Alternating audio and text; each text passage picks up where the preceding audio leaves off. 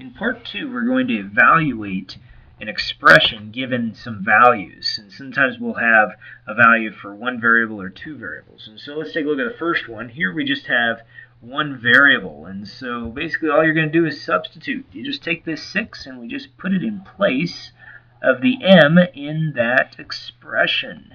And so what we have is some parentheses. And remember, order of operations says do parentheses first, then deal with those exponents. And so we'll go ahead and do that. So now we have 2. Now notice the 2's in parentheses, and it's all to the negative fifth. And whenever we have those negative exponents, you're just going to take their reciprocal. Move them on the bottom. When everything is gone up top, we still have to put a number, and that number is 1. And so this is the same thing as 1 over 2 to the fifth. Well, the directions are going to, or what the book wants you to do, is multiply out the numbers with small values here. And so this is just 5 2's being multiplied together, and it's a good one to memorize. It's 32. So 1 over 32 would be the answer. Well, the next one's an interesting one. We go ahead and substitute that 13 in for D. And what makes it interesting is when we do the subtraction, see what we get. So we go ahead and do that. It's 10 minus 13 all 10 minus 13 all to the 0 power. And so we go ahead and do that. Now notice we have a negative 3 in parentheses. Now if it were not in parentheses, we would end up with the opposite of 3 to the 0. But this is not. This is negative 3 to the 0. So it doesn't matter what number it is, whether it's a negative or a positive number, this answer, or even a variable, answer is just 1. And the reason it would be like this, if it were negative 3 to the second over negative 3 to the second, that's how you get that negative 3 to the 0 power, because you subtract the 2 and the 2. Well, if I was to write this out, though, without exponents, it would be just negative 3 times negative 3 over a negative 3 times negative 3. And you notice that these 3's cancel out and make 1. These 3's cancel out and make 1. And they make 1 on the top and the bottom. And so we just end up with a 1 over 1, which is 1.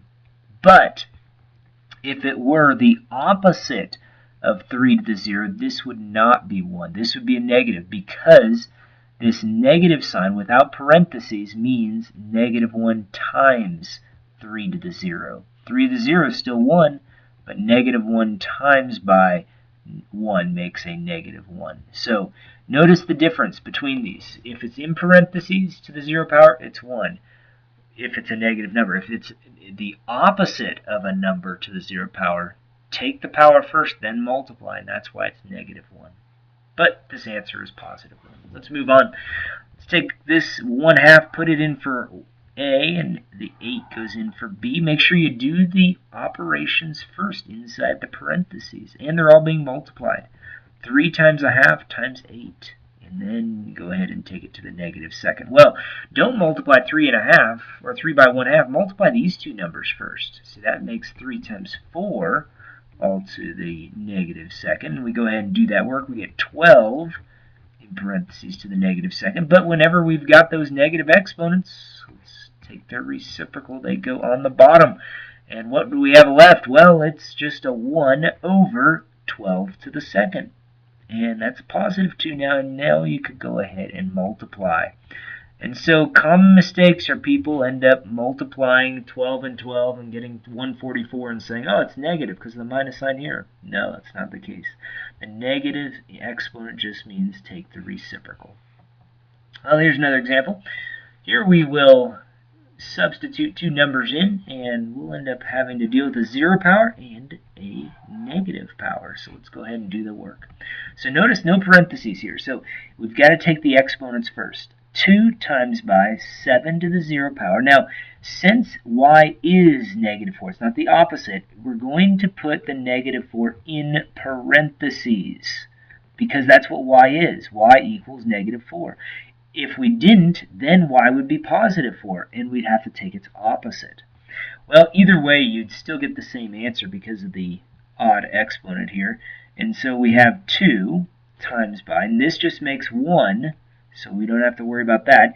And then we have this negative 4 to this negative third power. Now I'll go ahead and get this rid of this negative exponent by taking its reciprocal. So I take that reciprocal, and what I have left is a 2 on top and a negative 4 to the positive third power on the bottom.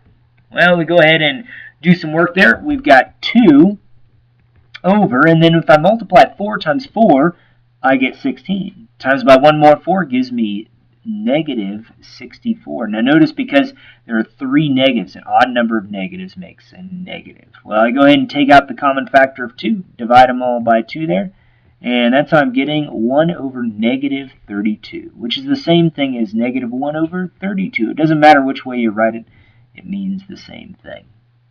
Well, 3 more problems. Let's take a look at this next set of directions. And it says, find the missing value. Here's the missing value. Well, what would that be? Well, let's take a look at it. 1 over 1,000. Let's write this with exponents. This would be 1 over 10 to the third. The neat thing about tens is the exponent tells us how many zeros we have. So 1,000 would be 3 tens being multiplied, because there's 1, 2, 3 zeros. The number of zeros tells us the number of exponents. Well, here 10's on the bottom. So what do? Well, if I want 10 to be on top of the fraction like it is here, that means that I'd have to switch it. Now, if I switch it, it would do the reverse of what we typically do. It would make it negative. So that's the number that's missing, that negative 3. 10 to the negative third is the same thing as 1 over 10 to the third. So the missing value, all you write down is what the number is that's missing, and that's negative 3. It's the exponent. Well, a couple more problems. Let's take a look at this one. Same sort of thing. Here's the 2. This 2 and this 2 are the same thing. So it's just this 1/5. Let's see what they did here. Well, is the same thing as 5 over 1 to some missing power. Well, what is the power of 5 if we don't see an exponent? It's 1. So if you don't see the exponent, you can always have an exponent of 1. Now, here it's on the bottom. So if we move it to the top like it is here, that would make this the opposite sign. That exponent would become negative. So that makes 5 to the negative first is the same thing as 1 over 5 to the first power. So what's the missing number? Negative 1 is the missing number. One more problem here. This one we don't have to deal with any extra values. We just have 1 over 64 equals what number to the negative 6? Well, think about this. 64, if we put that on top, let's try to write this with exponents. Now, we have 6 numbers that multiply to make 64. 2 numbers would be 8 times 8. 3 numbers would be 4 times 4 times 4. So its 6 numbers would be 2 to the 6th power. Well, you see how this is on top because we don't see the fraction. So if I wrote it as a fraction, how would I make that a number with a negative exponent on top? Well, that would be just moving that number to the top of the fraction. So that's what they did here, is they just moved this 2 to the 6th to the top. The negative 6 changes, but this 2 does not change. So that 2 stays the same. So it would be 2 to the negative 6th is the same thing as 1 over 2 to the 6th power. So the missing number, 2 in this case. Well, those are the problems we'll see on tonight's homework. Good luck.